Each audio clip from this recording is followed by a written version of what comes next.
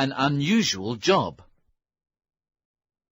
I decided to ask Spaulding to come with me to the Red-Headed League's offices, said Mr. Wilson. I closed the shop for the day, and we went to Fleet Street. Spaulding was happy to have a holiday. Fleet Street was full of red-haired men, and Pope's Court looked like a basket of oranges. But few men had bright red hair like mine. Spaulding pushed through all the people, and we got to the office.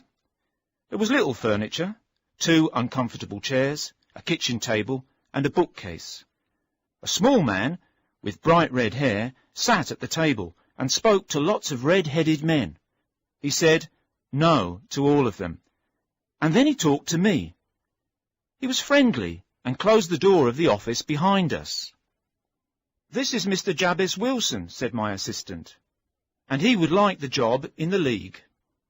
"His hair looks fine," the man said. "But is it real? We must be careful." He suddenly took my hair in his hands and pulled it.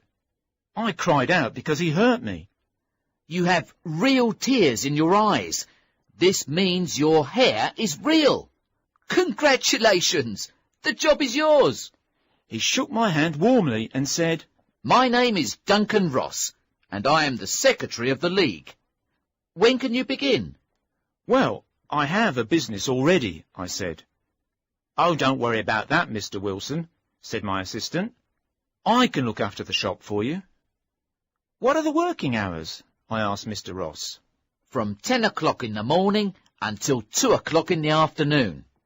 "You see, Mr. Holmes, I do most of my work in the evening. I could easily work for Mr. Ross in the morning, and I knew Spaulding could look after the business in the morning." "Those hours are fine," I said happily. "What must I do?" "Your job is to copy the Encyclopaedia Britannica. You must bring your own pen, ink, and paper, and you must never leave the office until 2 o'clock. Can you start tomorrow?" "Certainly," I answered. The next morning I bought some paper and started working at Pope's Court. Mr. Ross showed me the beginning of the letter A in the encyclopedia, and then he left. Every day I finished work at 2 o'clock.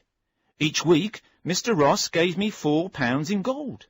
This continued for about 8 weeks, and I nearly finished copying the letter A.